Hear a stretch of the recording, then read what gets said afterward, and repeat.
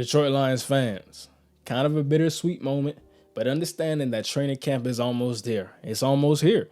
We're about to be playing real football once again. We're not going to be just talking about this team. We're going to be doing things the Dan Campbell way. And what is the Dan Campbell way? That's being physical. That's being hard-nosed. That's playing smash-mouth football, and we can do that because we're not in the pajama party no more. We're going to have pads on, and it's going to be full go, all go. Now, today, I just want to have a big-time discussion about the Detroit Lions. No film, no stats. Just want to talk about some of the interesting storylines and points that I want to make. Like I said in the prior video that I made about the Chicago Bears, some things may be reiterated when I talk about these players, but understand that it's all with good intentions and that I truly think that for some of these players. It's just to emphasize that once again. Now, a lot of things for me starting in with Jared Goff. The quarterback of this team has been everything they could ask for. And I think that taking it back to the trade with Matthew Stafford, nobody expected Jared Goff to come here and do what he's doing.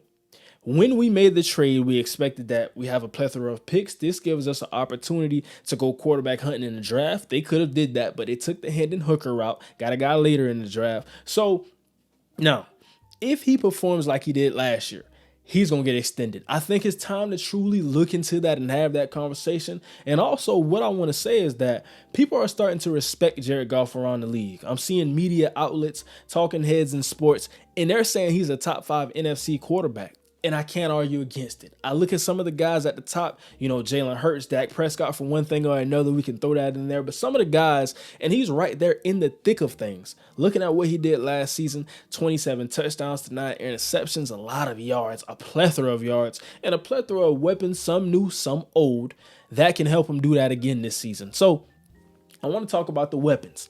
Jahmyr Gibbs, a new guy, a new face. David Montgomery, a new guy, a new face. So understanding in that, we lost DeAndre Swift. People are 50-50 on DeAndre Swift. I think he's a very electric runner, can catch the ball out of the backfield. But was he going to stay healthy? A big question mark. And I think that with Jahmyr Gibbs, David Montgomery, not guys who are going to question their health as much. And some people even took it as far as saying that we didn't get everything that we thought DeAndre Swift could have gave us. Now, looking at film, looking at some of the things, some things were DeAndre Swift, some things were offensive line, some things were play calling. But I look at it and I really say that he's a good player, but you leveled up. I mean, Jahmyr Gibbs, that's a level up ahead of DeAndre Swift, whether we want to say that or not. Looking at Swift coming out of Georgia, did a lot of things that Gibbs could actually do, but Gibbs having more speed, being that breakaway. And now, how are we going to do this? How are we going to mesh this? We look at the tight ends that we have. We look at the running backs. What's going to be the dominant personnel group for this team?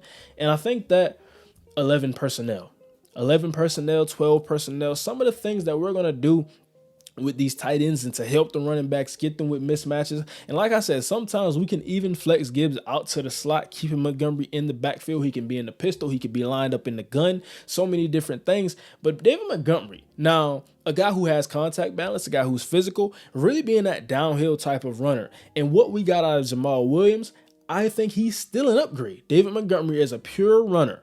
I think he has a little more explosiveness to him. Now, he's not going to break away and take it like Jahmyr Gibbs can and will. He's going to do that a couple times this season. But like I said, a guy who's explosive can get you 10 to 20 consistently. And with the blocking that we have, Penei Sewell, I think when I watched his tape, one of the best right tackles in the game. I look at Tristan Wirfs, about to be a convert to left tackle. I look at some of the other guys, Lane Johnson's of the world. He's going to be right on par and in that conversation. Now, as far as the pass protector, I think he's a very good pass protector, but I wouldn't say he's Lane Johnson just yet. I wouldn't say he's on par with all of those guys in that regard. But as a run blocker, oh my gosh. I mean, it's time to have that conversation. One of the best in the game. And Jahmyr Gibbs is going to run the football. Craig Reynolds, even being the third back right here on the depth chart, he's going to get a crack at it. Jamar Jefferson, he may be a special teamer, but also a guy who can contribute to this room. So I really think David Montgomery is going to be the predominant back, but Jahmyr Gibbs is going to be on the field with him. They're going to be doing a lot of things together. And like I said, Jahmyr Gibbs, we may see more catching than passing, truly, because it's hard for me to take Montgomery out the field. And I think a lot of people don't really understand the value of what David Montgomery will bring to this team, but he's a great runner. Has some very good seasons in Chicago, and understand that with a better offensive line now, he's going to be doing some great things. So we get to the receiver room, and some of the things I want to talk about there as well. Amon-Ra St. Brown, we know him. I mean, when I think CeeDee Lambs and I think Cooper Kupps and I think Amon-Ra St. Brown, he's just developing and getting better. And I talked about him coming out of high school, going to USC, had the high pedigree. He was a highly ranked recruit, but it did not pan out for some reason. He dropped in the draft. But right now, he's showing you why I was a 5-star recruit, why I went to USC, why I performed at USC, and why I should have been drafted higher. Some guys missed the mark on Amon-Ra St. Brown. And I think now he's making them pay for it. Did a lot of great things last season. And right now he's preparing to do that same thing. We look at some of the guys with him. Josh Reynolds, another receiver who I like in this room. Khalif Raymond, an underrated target in this room. And I think Antoine Green, Dylan Drummond, some interesting guys who are going to push to get on the roster and make impact noise. Now, will they be special teamers? Will they be YR5s or YR4s? We don't know just yet. Training camp's going to show us a lot of that. But Marvin Jones Jr. kind of being that steady guy in the room. And what he's going to bring us, he's going to kind of be the guy who steadies it out until Jameson Williams comes back. Because I think when Jameson Williams comes back, he's going to be a focal point of this offense. He's going to be a guy who can stretch the defense. He's going to do a lot of things, honestly, with Ben Johnson. And we look at DJ Chark. DJ Chark was kind of the guy who gapped the bridge, we can say, for Jameson Williams. Now, when Jameson Williams came back, he was running open a lot. Now, he didn't have the stats to match that, but I look at the Minnesota Vikings game. I look at some of the other games we had big-time routes. I mean, you're not getting the ball, but it's big-time routes, getting open, threatening those safeties and threatening those corners. So now, in a full season, minus the 6 games, what is he going to do? We have to see it, but I'm really excited. And like I said, I think that the combination of him and Amon-Ra St. Brown, they complement each other so perfectly because Amon-Ra St. Brown, he is the guy who can get in the short to intermediate. He can also get behind you sometimes, but he's not a burner like Jameson Williams. He's not a 4-2 guy. So understanding it's a different type of package, but they're both very hard to guard, and they're going to be open for Jared Goff to hit the target. Now, I have to kind of add Jahmyr Gibbs into this when I talk about the receiving weapons because, like I said, they're going to use him in that role a lot as well. So now we look at the tight ends. Brock Wright, Sam Laporta, James Mitchell, Shane Gilstra.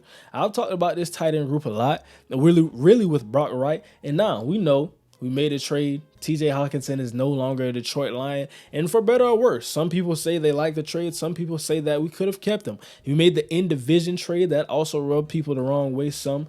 But now with Sam Laporta, I really like him. And I think that the biggest thing is we look at the picks that we made and how we went along our process. We drafted Jahmyr Gibbs at 12. We drafted Jack Campbell at 18. When I was looking at the mock draft process and kind of some team needs and fits for guys, I looked at Michael Mayer. I looked at Dalton Kincaid. They felt that because they could have taken these guys. They could have taken Mayer and or Kincaid at the 18th overall pick. They took Gibbs at 12. I think they were comfortable with that. But they took linebacker over tight end. Now, we all know at this point, Jack Campbell would have been gone by the next pick with the Detroit Lions. But Sam Laporta, I think they felt that the gap between a Dalton Kincaid and a Michael Mayer is not that large with Sam Laporta. Some people, and I think I'm kind of in that boat. I'm not saying he's the best tight end in the class, but I do think it was very close. I've watched film on Mayer, Kincaid, Laporta, Musgrave, all of the guys in that tight end class, and I think that he's right on par with the best guys in the class. Now, a very physical player, kind of a Dan Campbell type player, not even to throw the cliche, but really a Dan Campbell type tight end. And with James Mitchell, a guy who's more of a receiver at this point, Brock Wright, a nice compliment to all of these guys. I really like the room. And I think that they don't need a big time guy. They don't need a Darren Waller, a George Kittle, or Mark Andrews. But what they have right now, can Sam Laporta develop into one of the best tight ends in the game? That's something we're going to see this season. And tight ends really don't succeed early in the NFL. But here in training camps, here in OTAs, mini camps, people are expecting Sam Laporta to be a huge part of the offense. And what do you think his role on the offense will be? Now, we got the offensive line. And I talked about it, one of the best in football, Taylor Decker, a steady left tackle, Jonah Jackson, a solid left guard, Frank Ragnow, a dog. We all know how the toe issue has went. There's no more tissue there, but he's still playing this season, playing through the pain and understanding that. I mean, when we talk about culture and really building things with a young team, we have young weapons, we have a young defense. We want to have guys who are just unquestionable. You never had to question Frank Ragnow about anything he's doing off the field, on the field, making the protection calls, being the leader in that room. He's going to make all the right blocks. He can get to any block. He's a pretty solid athlete. So, I mean, I think he's everything and kind of that typical perennial Pro Bowler. Kind of the guy who can challenge for all pro year in and year out. So that's what we have in the center. That's a rock on this offensive line, Vaitai. Now, I want to talk about Vaitai and Graham Glasgow because if I had a question mark for the offensive line, I would take it right here. Now, Vaitai, he's a very good player, a guy who got an extension from this team. Graham Glasgow, a guy who was brought back to this team, but really want to see, can Vaitai stay healthy? Coming back off that injury, can he play a 17-game season? And I think that's why you bring in a Glasgow, You bring him in, so now he can kind of bridge the gap. And Glasgow also having experience at the center position. So he's kind of versatile in what he brings. And we look at some of the other guys that we added, Kobe Sorstro, Germaine Fetty. So I think that now we have some pretty solid depth, but there's still some question marks there. And with training camp, like I said, one of the storylines, how deep truly is our offensive line. And I think that for me, the mark of a good offensive line, we got 7 to 8 guys. You know, you got to have the swing guy, and then you got to have the guy who's coming in if we have 2 injuries. Who's going to be the 8th guy? Can it be Kobe Sorstro? Can it be Germaine Fetty? Can it be Graham Glasgow? Who's going to be that guy in this room? Logan Stenberg. So, like I said, we want to have really 7 guys, but if we can get up to 8 guys, have some pretty solid guys. We know the starters are all a good core. Really looking at that for the offensive line, some interesting story points. And I mean, to recap that, I think this will be a team who can have another top 5 offensive season. Now, like I said, I'm interested to see how it looks during the Jameson Williams suspension, but when he comes back, everything's going to be clicking. Now, understand, first 2-3 games has to get into that process. It is a maturation process. Getting back to football, really finally, coming off the ACL, now having the suspension, this is really the time that he can also not only prove himself, but he can be back on the field for an extended period of time with Jared Goff. That's going to be good for everybody. So now, I want to talk about this defense, and I've done very, very in-depth takes on this defense. I've done a what to expect video on this defense. You can check that out if you're new here. That's just a full film breakdown talking about some of the stats and some of the additions in which I saw that will make this team better or worse in 2023. So I really know a lot about this defense. Aaron Glenn, what they want to run, a lot of that Tampa 2. A lot of man coverage, some of the things, and I think they made some key additions and moves that will help them do that. Now, starting with the defensive line, Aiden Hudson. Aiden Hudson is my favorite Detroit Lion. I don't know how many times I've said that. I don't know how many times I will say that in the future, but I say it because I echo it. And watching this guy, Aiden Hudson, come out of the University of Michigan, everything he's done, being a Heisman candidate, being a guy who doesn't have anything negative to say about him. Effort, maturity, hand technique, skillfully, he's there. And we look at some of the arm length things. We look at a lot of the things that people talk about when they talk about Aiden Hudson.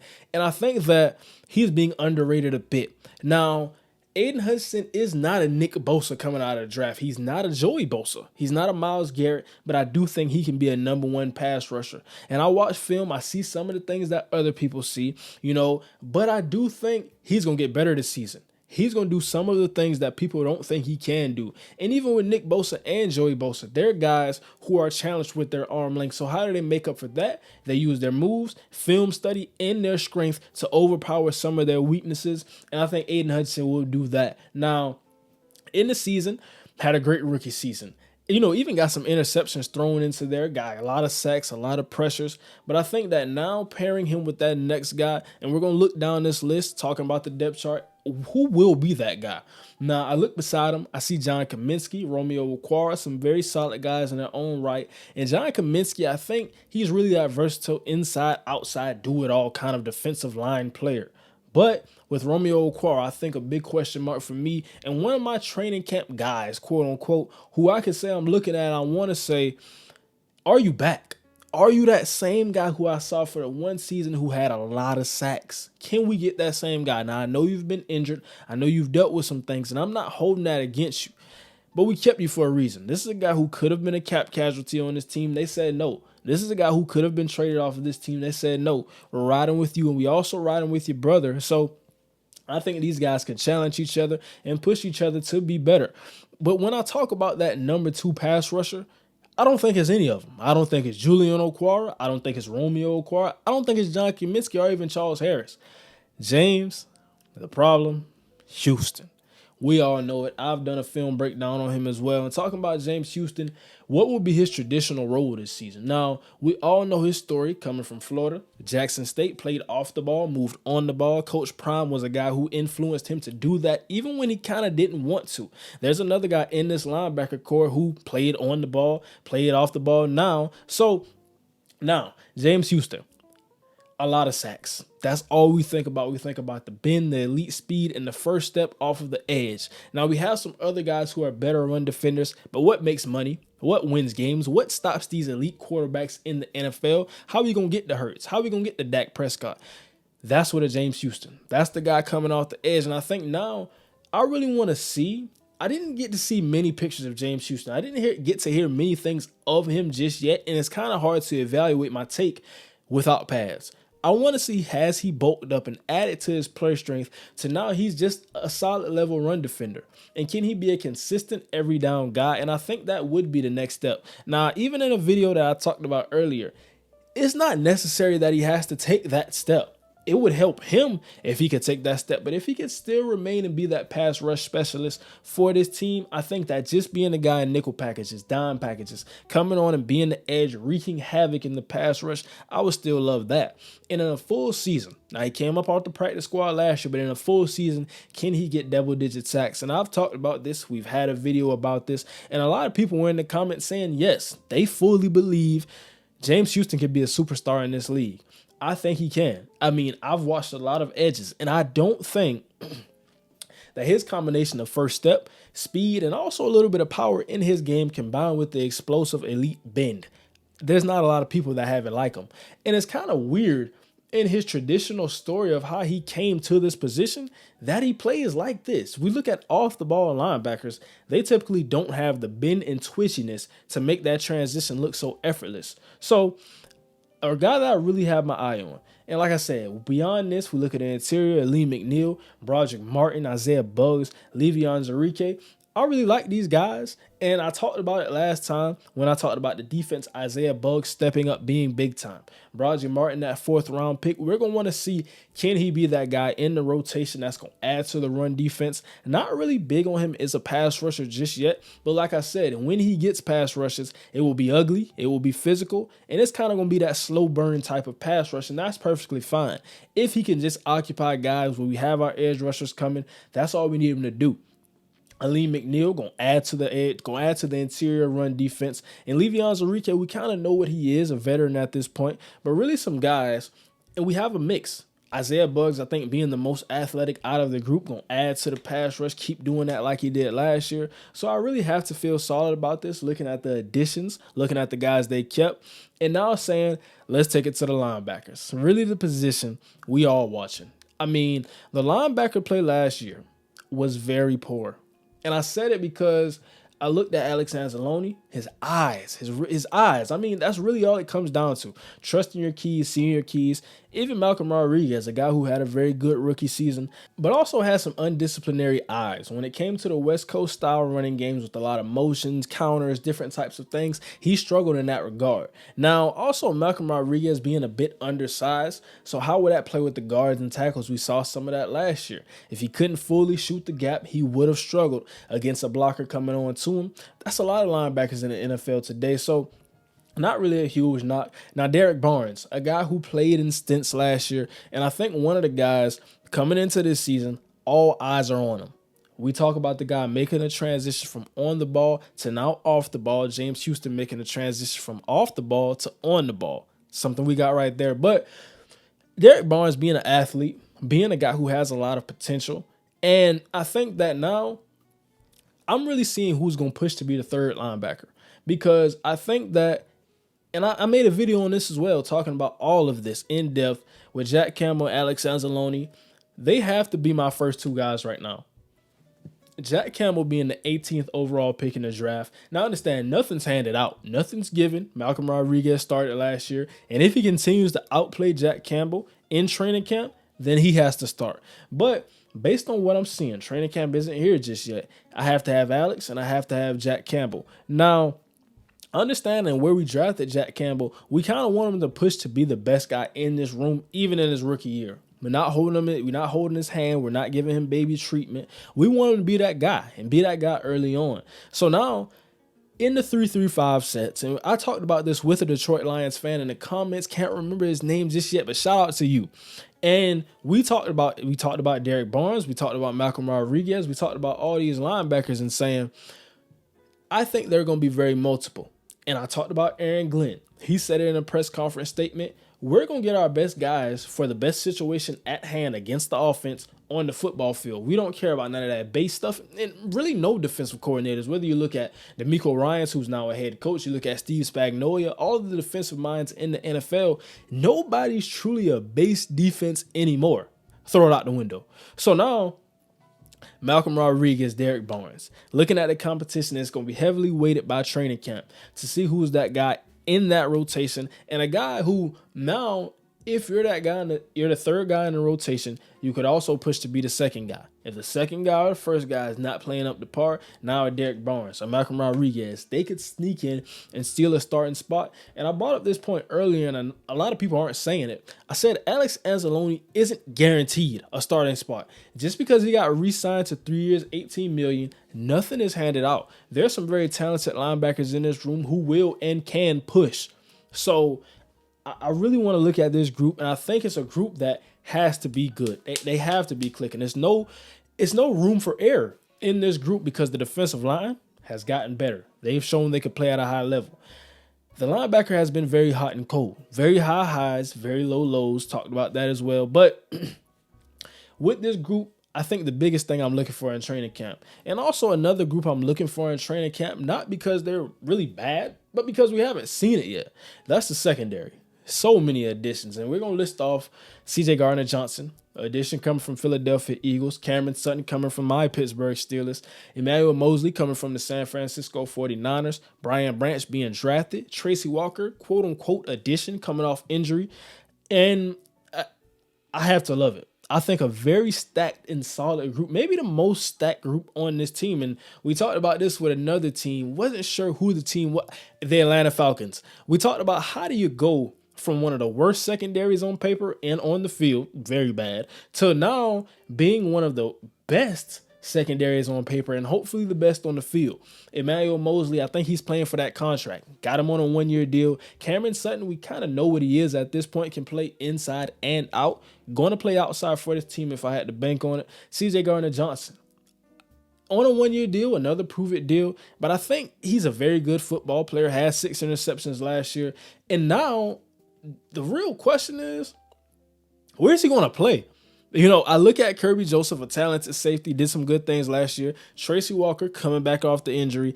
And understanding that Tracy Walker and Kirby Joseph, that could be a very good two-high safety shell. And understanding that C.J. Gardner-Johnson and Kirby Joseph, or C.J. Gardner-Johnson and Tracy Walker, there's a lot of things, especially with the Tampa 2, we're going to have those safeties covering deep halves. Who's going to be the guy in that room? Who's going to be the best fit? And even if we want to run cover 1 high, even if we want to run cover 3, single high safety sets, who's going to be the guy that can do that? But also, C.J. Gardner-Johnson played nickel for the New Orleans Saints. So now we throw a wrench in the whole process because we look at Brian Branch. He's a guy who's a nickel. I look at Brian Branch, I see nickel. Now, I understand some people say he can play in a two-high safety set. He can do it. He did it a little bit, not a lot at all. It was really that star role. And understand that star role for Nick Saban, we talk about Jalen Ramsey for the Rams.